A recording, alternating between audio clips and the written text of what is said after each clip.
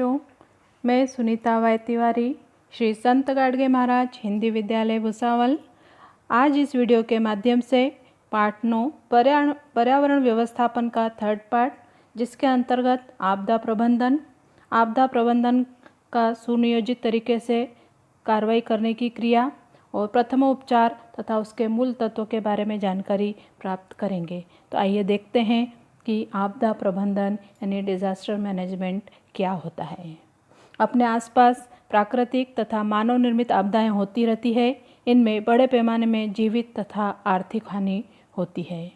आपदा प्रबंधन से सुनियोजित कार्रवाई करने की प्रक्रिया में निम्न बातों का समावेश होता है, जैसे आपदाओं के कारण होने वाली हानि तथा खतरे को प्रतिबंधित करना, परिस्थिति की समझ एवं सामना करने की क्षमता विकसित करना, आपदा निवारण करना, खतरे का स्वरूप तथा व्याप्ति को कम करना, बचाव एवं मदद कार्य करना, पुनर्वसन और पुनर्निर्माण करना आदि अनेक बातों का समावेश होता है।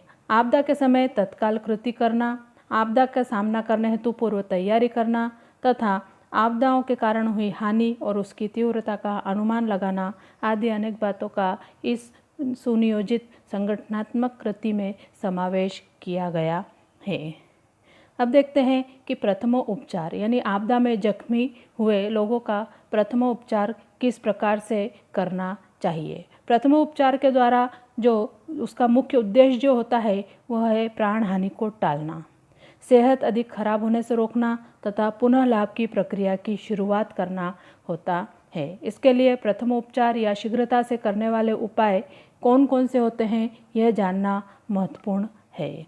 इसके लिए प्रथमोपचार के मूल तत्वों के बारे में जानना हमें आवश्यक है, जिसके अंतर्गत सबसे पहला जो है वह है एयरवे यानी श्वसन मार्ग किस प्रकार से डेवलप किया जा सकता है। आपदाग्रस्त को यदि सांस लेने में कठिनाई हो रही हो तो सिर नीचे की ओर कीजिए या ठुड्डी को ऊपर की ओर उठाए। इसके कारण श्वसन नली खुली रहती है। दूसरा जो है कि ब्रीदिंग यानी श्वासोच्छ्वास बंद हो गया हो तो आपदाग्रस्त को मुंह से कृत्रिम श्वास दे सकते हैं। तीसरा है सर्कुलेशन रक्ताभिसरण।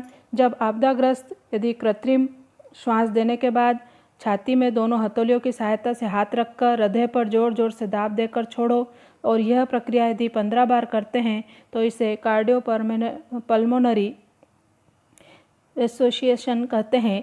इससे रक्त परिसंचरण सुचारू रूप से शुरू होने में मदद होती। आपदाग्रस्त व्यक्ति का रक्त परिसंचरण पुनः सुचारू रूप से शुरू करने में यह रक्ताभिसरण या यह जो प्रक्रिया है CPR यह अत्यधिक महत्वपूर्ण होती है। अब देखते हैं कि यदि आपदाग्रस्त व्यक्ति जो है यदि उसको लचक या मोच आ जाती है या मुक्का मार हो जाता है तो ऐसी परिस्थिति में कौन सी योजना का उपयोग करना चाहिए, जिसे शॉर्ट में RICE राइस योजना का नाम दिया गया है, जिसमें R से है रेस्ट यानी आपदाग्रस्त व्यक्ति को आरामदायक अवस्था में बिठाना चाहिए। I फॉर है आइस यानी आपदाग्रस्त की मार लगी हुई जगह पर बर्फ़ की पोटली से उसे सिकाव करना चाहिए। तीसरा है C फॉर कंप्रेशन यानी बर्फ़ की पोटली थोड़ी देर रखने के बाद उस भाग पर हल्के से मालिश करना चाहिए। और अंत में है एलिवेट यानी मार लगे हुए भाग को ऊपर अथवा ऊंचा उठाकर रखना चाहिए। इस प्रकार से लचक अथवा मोच आने पर राइस योजना का उपयोग किया जा सकता है। अब यदि आपदाग्रस्त व्यक्ति है तो उस रोगी का वहन कैसा करना चाहिए, यानी उसको एक स्थान से दूसरे स्थान पर ले जाने के लिए कौन कौन सी पद्धतियों का हम उपयोग कर सकते हैं, जिसमें सबसे पहली जो पद्धति है वो झूला पद्धति है, जिसमें बच्चे तथा कम वजन के रोगियों के लिए यह उपयुक्त होती है।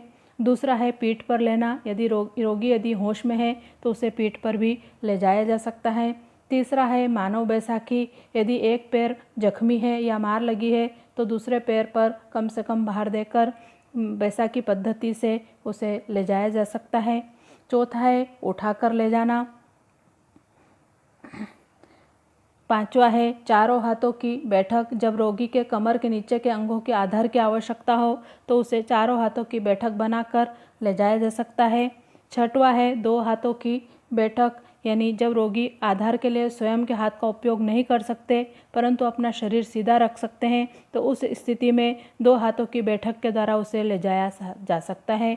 और अंत में है स्ट्रेचर, यानी आपदा काल में जल्दबाजी में हमेशा स्ट्रेचर मिलेगा ऐसा नहीं है। ऐसे समय में उपलब्ध वस्तु जैसे बांस का दरवाज़ा, कंबल, चादर का उपयोग करके स्ट्रेचर बना सकते हैं और उसके द्वारा हम रोगी को जल्दी से जल्दी पहुंचा सकते हैं।